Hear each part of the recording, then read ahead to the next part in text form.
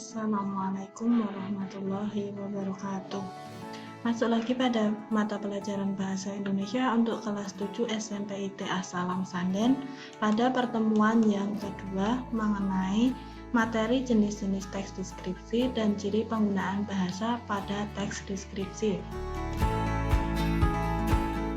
Oke, yang pertama kita memasuki materi jenis-jenis teks deskripsi. Pada video yang lalu, telah sedikit kita singgung bahwa jenis-jenis teks deskripsi itu dibedakan berdasarkan bentuknya, dibedakan menjadi dua. Yang pertama, teks deskripsi yang berdiri sendiri. Dan yang kedua adalah teks deskripsi yang menjadi bagian dari teks lain. Teks lain yang di sini yang dimaksud seperti cerpen, novel, lagu, iklan, dan bisa juga yang lain-lain.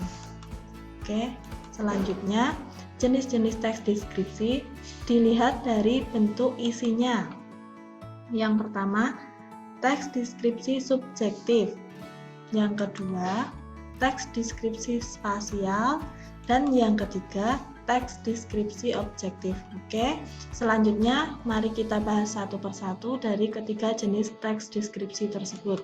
Yang pertama,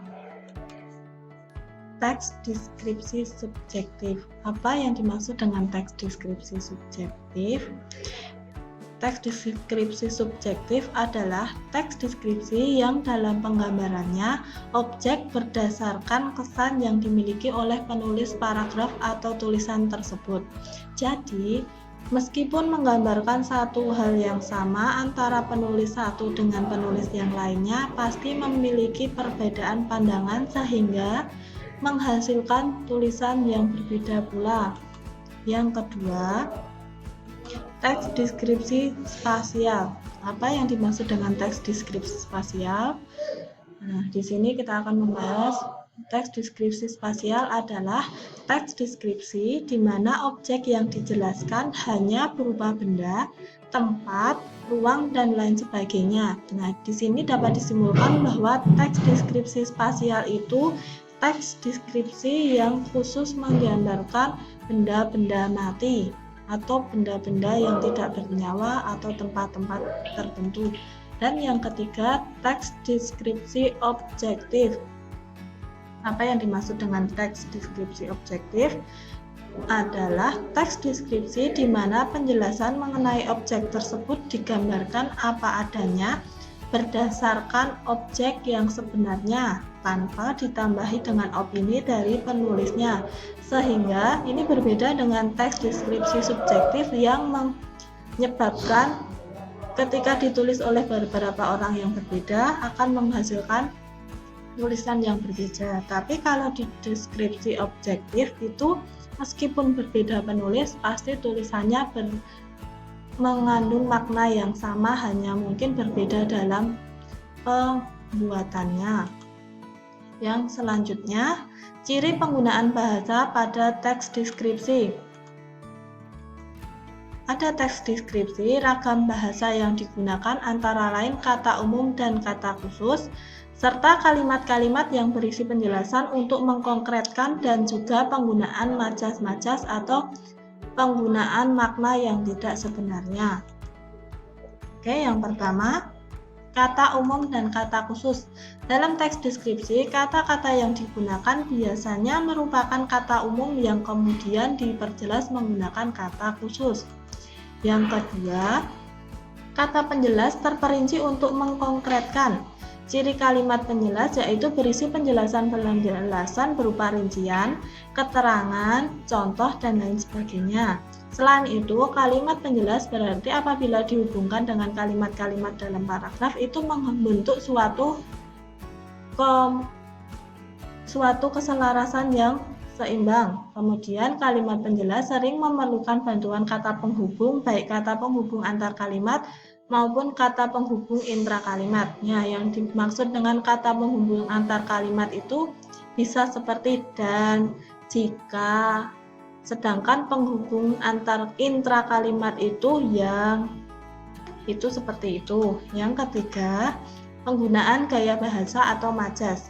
Gaya bahasa yang berbentuk kiasan, perumpamaan yang digunakan untuk memperindah suatu kalimat, baik itu lisan ataupun tertulis, dengan memanfaatkan kekayaan bahasa untuk menimbulkan kesan imajinatif bagi penyimak dan pembicaranya. Teks deskripsi menggunakan majas perbandingan untuk menggambarkan atau melukiskan objek. Oke, untuk contoh yang pertama, untuk kata umum dan kata khusus, itu misalnya baik, yang kemudian dalam kalimat-kalimat selanjutnya dijabarkan menjadi tulus, ramah, penuh kasih, penyayang, seperti itu. Oke, yang kedua contohnya, untuk kata penjelas terperinci untuk mengkonkretkan itu misalnya kalimat ibuku orang baik. Yang disorot di sini adalah kata baiknya. Oke, untuk selanjutnya, kata baik itu dijelaskan dalam kalimat selanjutnya, ia selalu membantu orang yang kesusahan. Itu membantu. Misalnya memberi makan orang yang kurang mampu, memberi. Terus bersedekah, seperti itu nggih. Yang ketiga, penggunaan gaya bahasa atau majas. Contohnya, batu karang besar siap menjaga gempuran ombak yang datang setiap saat. Padahal ombak di sini kan adalah benda mati, sehingga ombak tersebut sebenarnya tidak bisa melakukan pekerjaan seperti datang dan pergi. Seperti itu. Jadi data ombak di sini dianggap sebagai benda hidup. Yang selanjutnya, contoh deskripsi untuk mengerjakan tugas portofolio nomor 2. Boleh dibaca dan dikerjakan di kertas yang folio bergaris itu. Judulnya adalah Candi Borobudur.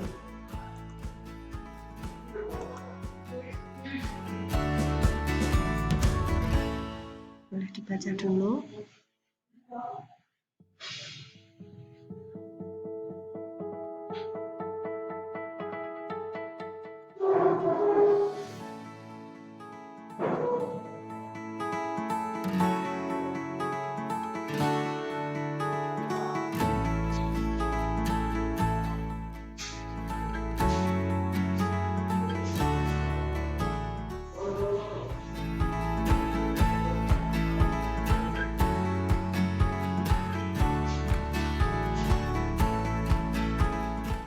Oke, sekian dulu materi pada pertemuan kedua Bahasa Indonesia kelas 7 SMP IPA Salam Sanden.